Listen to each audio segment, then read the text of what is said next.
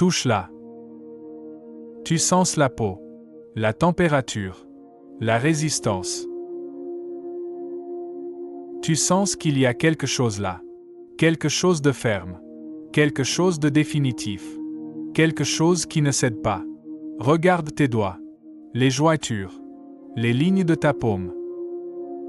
Ce n'est pas vrai.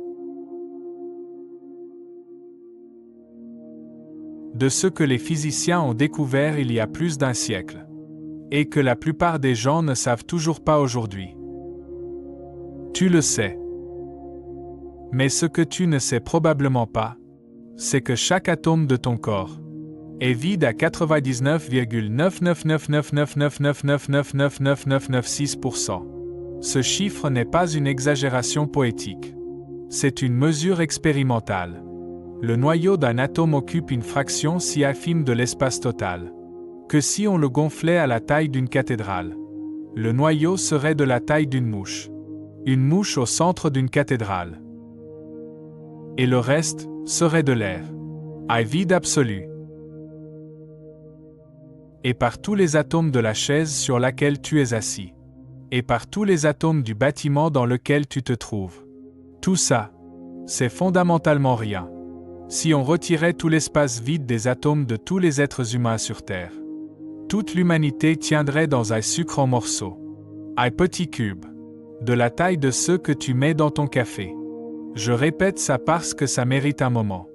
8 milliards de personnes, avec toute leur masse, leur volume, leur présence physique, leur corps, leurs os, leur sang, dans un sucre en morceaux. Et pourtant, tu te sens solide. Tu sens la table sous ton bras. Tu sens le poids de ton corps sur la chaise. Tu sens que le sol ne te laisse pas tomber. Mais ce que tu ressens n'est pas ce que tu crois. Voilà le problème. Tu es composé à presque 100% de vide. Pourquoi la chaise ne passe-t-elle pas à travers toi? Pourquoi ne t'enfonces-tu pas dans le sol? Pourquoi ressens-tu quelque chose de solide quand tu frappes une table? C'est la question que la plupart des gens ne posent pas. Parce qu'on suppose que la solidité est une propriété de la matière. Qu'il y a quelque chose là qui bloque le passage. Ce n'est pas le cas. La réponse va changer la façon dont tu vois ta main. La façon dont tu vois ton corps. La façon dont tu comprends ce que tu appelles toucher. Et à la fin de cette vidéo, tu comprendras pourquoi tu n'as jamais rien touché de ta vie. Regardons ça de plus près. Imagine un stade de football. Un grand. Le Santiago Bernabéu. L'Azteca. Pose une bille exactement au centre du terrain. Cette bille, c'est le noyau d'un atome. Et les électrons tournent dans les gradins. Pas sur les premiers sièges. Sur les derniers. Tout en haut. Tout ce qui se trouve entre la bille et les gradins. C'est du vide. Rien. De l'espace sans matière. Pense maintenant à ça. Ton corps est composé d'environ 7000 trillions d'atomes. 7000 trillions. C'est un nombre tellement absurde que le cerveau ne peut pas vraiment le traiter. Plus d'atomes dans ton corps que d'étoiles visibles dans l'univers, multipliés par des millions. Et chacun d'eux a la même structure. Et ce que tu obtiens, c'est presque rien.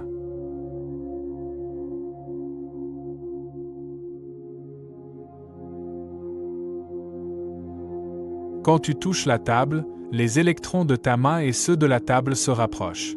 Et à ce moment-là, quelque chose se produit. Avec une force brutale. Les électrons ont une charge négative. Et les charges de même signe se repoussent mutuellement. C'est exactement comme essayer de rapprocher deux aimants par le même pôle. Tu ne peux pas les approcher. La force t'en empêche. Tu peux pousser de toutes tes forces, et tu n'y arriveras jamais. Et ça, c'est ce que tu appelles toucher. Pas de contact. Mais voilà ce qui est étrange. Si c'est vrai, alors quelque chose en quoi tu as cru toute ta vie n'existe pas. Tu n'as jamais rien touché de ta vie. Pas la main d'une autre personne. Pas le visage de ton enfant. Pas la nourriture que tu mâches. Pas le sol sous tes pieds. Il freine avant. Toujours. Il y a une barrière invisible entre toi et tout le reste. Depuis le premier jour de ta vie. Mais attends. On n'est pas encore au vrai problème.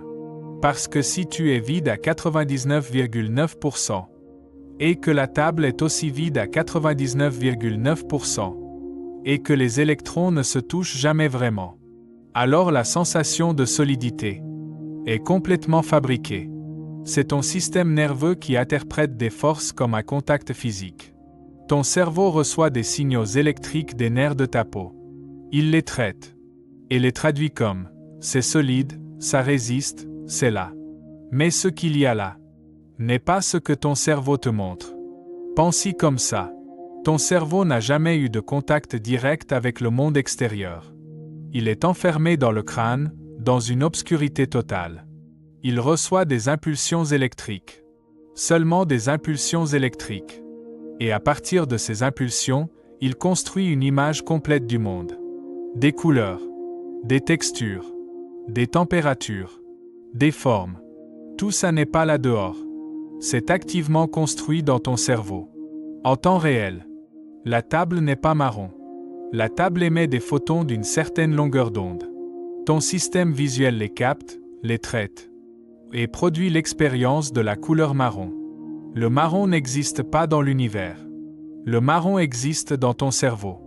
La même chose vaut pour la dureté, pour le froid et la chaleur, pour la douleur.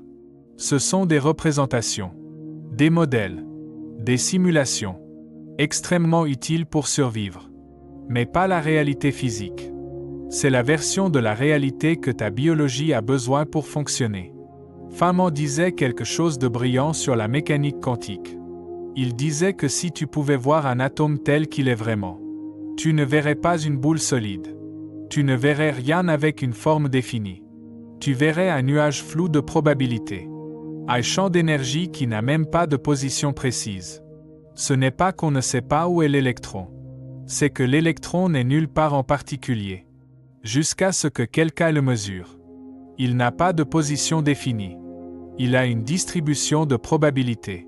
Un ensemble d'endroits où il pourrait être. Et quand tu le mesures, il en choisit un. L'acte de mesure fait s'effondrer la probabilité en une réalité concrète. Avant ça, il n'y a pas de position. Seulement des possibilités. Ce n'est pas une métaphore. C'est de la mécanique quantique.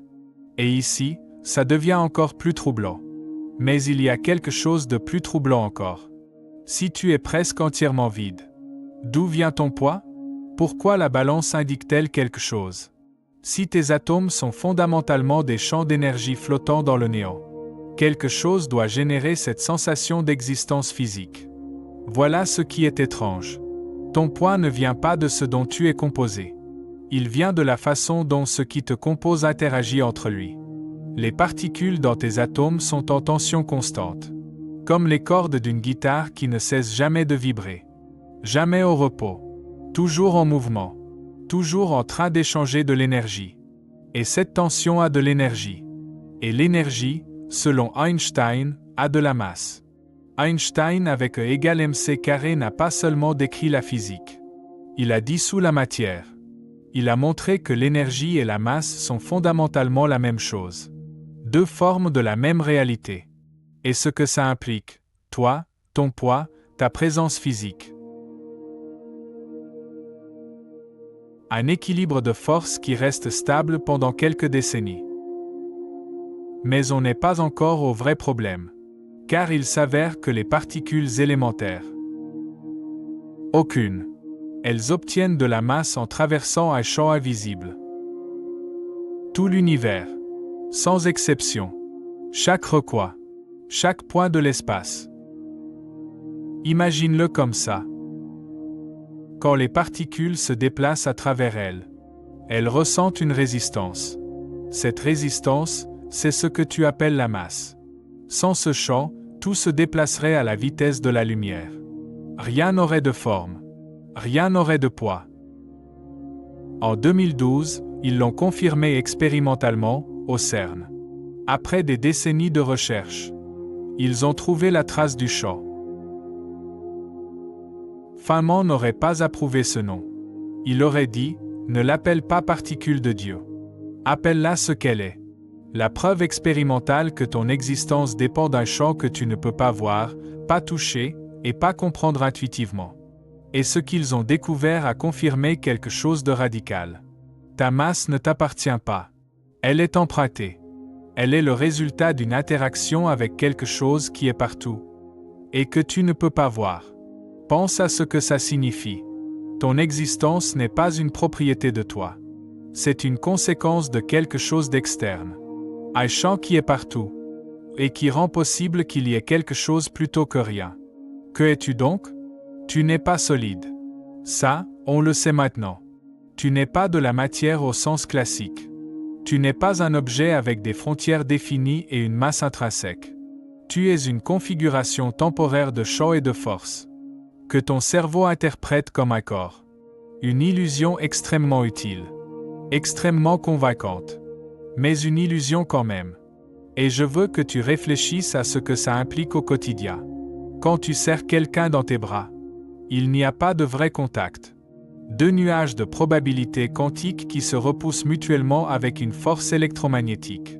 Mais ton cerveau traduit cette répulsion comme de la chaleur, de la proximité, de la tendresse.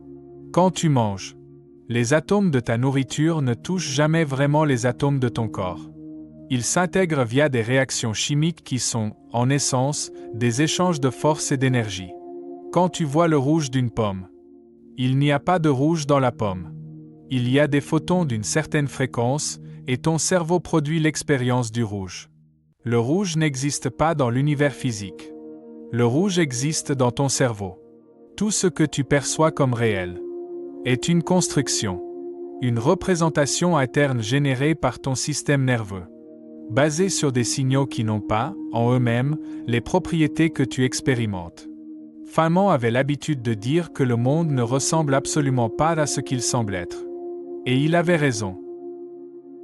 Ce que tu appelles toucher, c'est de la répulsion électromagnétique. Ce que tu appelles masse, c'est de l'énergie d'interaction avec un champ invisible. Et ce que tu appelles exister, c'est le résultat de processus qui n'ont aucune des propriétés que tu imagines. Mais c'est seulement le premier niveau. Car si la matière est faite de vide, qu'est-ce que le vide? Est-ce qu'il n'y a vraiment rien là? La physique dit non. Et c'est exactement de ça qu'on va parler dans la prochaine vidéo.